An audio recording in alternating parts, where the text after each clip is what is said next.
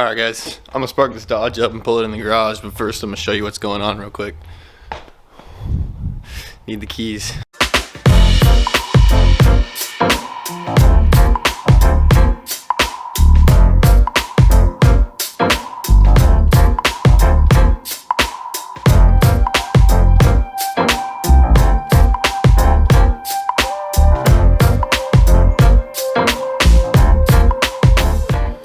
Alright, so I just got back from O'Reilly's. They tested the starter there, and well, they tested my old one first, and the thing fired right off. So I came back, and I think I figured out the issue.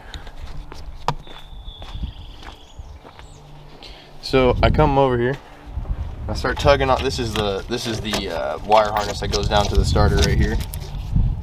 I start tugging on it and pulling it up, and it didn't look like this. It was all just hanging down there. This was the only wire that was coming up. I didn't have this portion of the starter plugged in. The main important part of the starter. Well, you know, both parts are important. You can't have one without, you know, it won't work without either side. But yeah, so I messed that up. So I'm gonna plug this starter back in, and I have a feeling it's gonna fire right off this time. So let's see what happens. It might not fire right up, but the starter's gonna run. All right, I'll do that and get back with you. Alright, we got the starter back in, battery's all hooked back up, engine bay's pretty clear. This sucker's ready to try firing it up. Let's see what happens.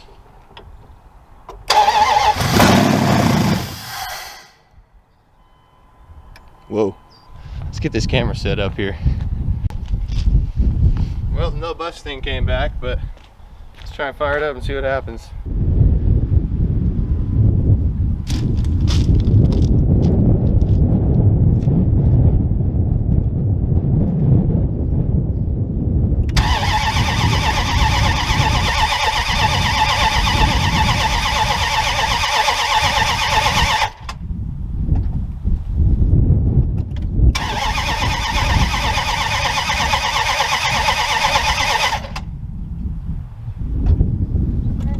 Alright guys, we got rid of the no bus.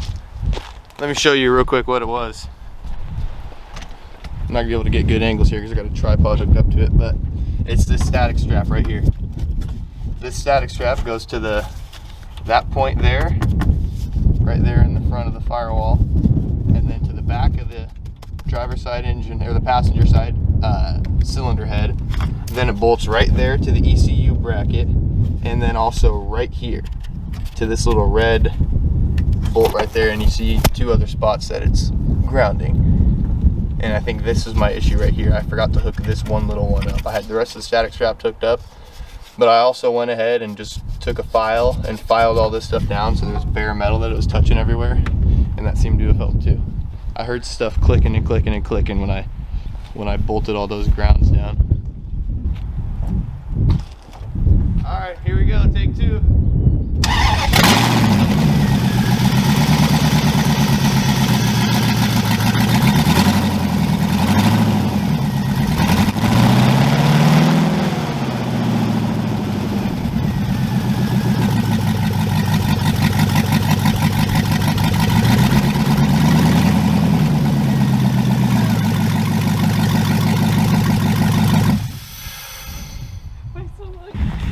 Friggin' haul. Yeah. All right, guys. Before we get all the core support and everything bolted up, I'm gonna take it for a quick lap around the block here. Sparks right up.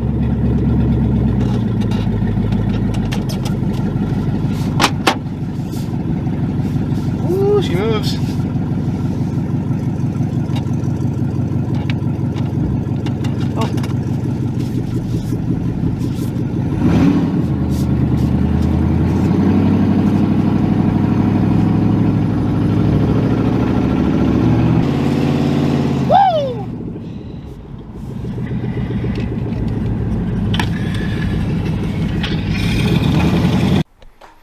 Alright guys, I'm gonna spark this Dodge up and pull it in the garage, but first I'm gonna show you what's going on real quick. Need the keys. Alright guys, I'm gonna spark this Dodge up real quick and pull it in the garage, but first let me show you what's going on here.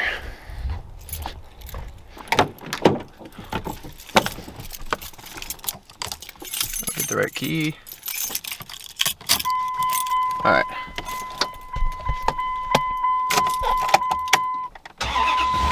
Sparks right up.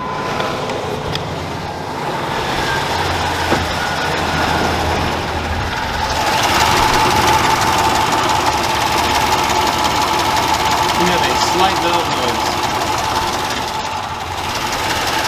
And it just gets worse and worse and worse every time I drive it.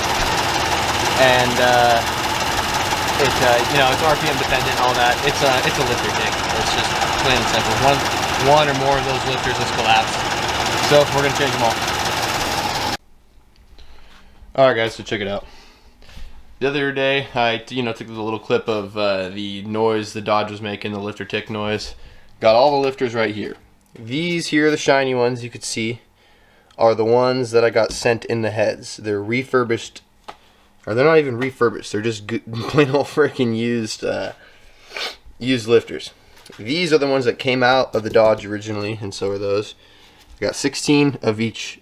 Okay, these are the ones that came out of the blown up motor. So what I did was I pulled the valve cover off because I didn't want to go buy a bunch of new lifters. You know, I'm cheap. Pulled the valve cover off and I put all these ones, the old ones from the seized blown up motor, or it wasn't seized, but it was blown up. Put those all in there because they felt super solid and they didn't seem like there's anything wrong with them. Put them in there on the one side that was making the most noise. Didn't make a damn bit of difference. Actually, let me correct that. It sounded good for about a minute and a half. Then I took it for a drive around the block. By the end of the drive around the block, it sounded just as bad as it did before. So, that didn't fix it. Alright guys, I'm going to start this part of the video by saying, yes, I damn well did have to weld a bolt back onto it. Because I did reuse that welded on bolt. Anyway, so that ticking noise didn't go away when I changed the valves, or the lifters rather. So what I'm doing here is I'm taking this thing all back apart. Lovely. Joy. Ow. Man, that sucker was hot. Not hot enough to melt my gloves, but holy cow. So anywho. Hey buddy. Anywho, we're gonna get this thing off. I'm about to fire it up here in a second and I'll show you the noise with all the belts off and everything. Actually, you know what? I'll just wait until I get the timing cover off and then I'll show you the noise because you'll be able to really hear it then. What I think it is I think the one of the timing chain tensioners is not acting right. I think one of the timing chain tensioners is either loose or is not inflating properly because of the oil pressure. I did put a oil restrictor plate. I had 2 of them, so I just used 2 of them, put it on there. Maybe I wasn't supposed to do that, but we're gonna take it apart and we're gonna replace them. So I'll show you guys that in a second. Alright guys, check us out. Just as I freaking suspected, let me grab a screwdriver here. Check that out. That is where my sound is coming from. I have a feeling anyway. We're gonna put this back together and hopefully the sound will go right away. Because that's definitely not supposed to be like that, for one. And that's definitely a good way to have your timing jump a tooth. And so we're going to replace that tensioner. And we're not going to reinstall it with the oil restrictor plate. And I'll show you guys what that is a little later. Right now I got to run to Napa and grab some parts. But before we do that, guys, I just got to say one more time, I'm honestly so juiced up that I found this problem. You know, usually you're not excited when you find a problem, but in some cases, you know, honestly, in probably half the cases, you are excited when you find the problem because then you know how to fix it. Just goes to show you, you don't just go throwing parts at stuff like me when I was just replacing the lifters for no reason. I mean, it did make a lifter kind of sound, so I'll give myself that little bit of excuse, but I should have just done it right the first time. Anyway. We're gonna get this tensioner replaced, and I think this thing should run peachy keen after that. No more noises. I mean, that's got to be where the noise is coming from. But like I said, don't just go throwing parts of stuff. Take stuff apart and diagnose it. I just wanted to be lazy and didn't want to dig back into it and take this timing tensioner off, but I'm so happy I did because that is absolutely my problem. Alright guys, check this out. Got her all back up and running. And listen to that purr. Here's a shot from the same angle as before where you could really hear it. Nothing.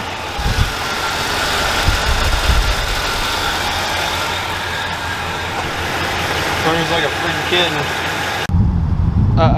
Boys, you know what time it is. Alright, we got the Dakota. We're about to hit this Bernie. 3, 2, 1!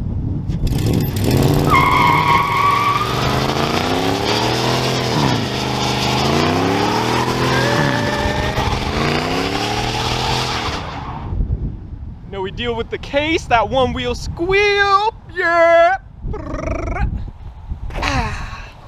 Crazy.